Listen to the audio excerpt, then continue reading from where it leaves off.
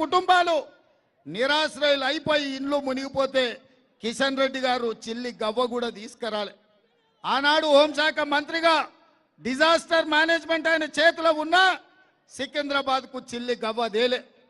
ఈ 5 ఏళ్లు మంత్రిగా ఈ నగరానికి అనుమతులు దేలే, ఈ నగరానికి పెట్టుబడులు దేలే.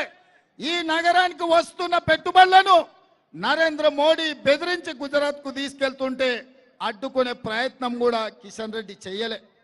అందుకే మిత్రులారా ఇవాళ ఆలోచన చేయండి. ఈ జంట నగరాలలో మెట్రో రైలు ఉందంటే ఆనాడు రాజశేఖర రెడ్డి గారు ఉన్నప్పుడు జైపాల్ రెడ్డి గారు కేంద్ర మంత్రిగా మెట్రో రైలు ఇస్తే ఇవాళ ఈ నగరంలో మెట్రో రైలు ఉన్నది. ఇవాళ మా ఆడబిడ్డలు ఉన్నారు.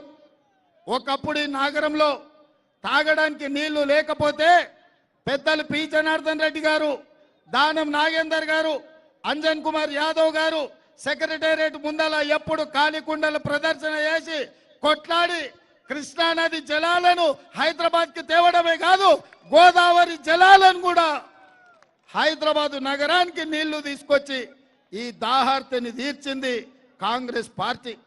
ఇదే కాదు, ఔటర్ రింగ్ రోడ్ కావచ్చు, అంతర్జాతీయ ఎయిర్పోర్ట్ కావచ్చు, ఐటీ కంపెనీలు కావచ్చు, ఫార్మా కంపెనీలు కావచ్చు, ఓల్డ్ సిటీలో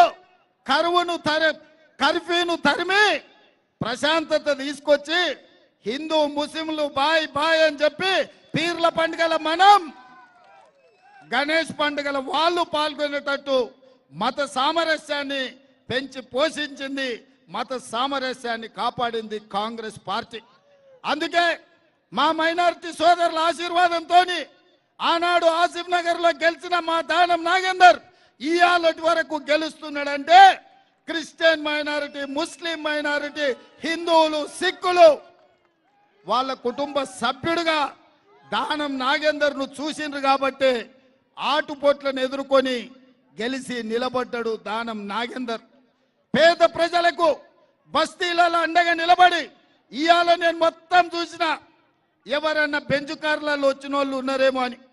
బెంచ్ కార్లు ఉన్న మా మార్వాడి సోదరులు గుజరాతీలు బయటకు వచ్చి ఆశీర్వదించిండ్రు. కానీ మా బస్తీలలో ఉండే పేదోళ్ళు ఎర్ర టెండను లెక్క చేయకుండా వేలాది మంది ఇవాళ ఈ పాదయాత్రల కిందల కాళ్ళు కాలుతున్నాయి, పైన ఎండకు మాడ కాలుతుంది. అయినా మా ఆడబిడ్డలు ఇవాళ దానం నాగేందర్ వెనకాల నడిచిండ్రు. అందుకే మిత్రులారా ఇవాళ మీ ర్యాలీ చూసిన తర్వాత, మా వేదిక మీద ఉన్న నాయకుల అండ చూసిన తర్వాత 100% ఈ సికింద్రాబాద్ పార్లమెంట్ మీద ఈ గడ్డ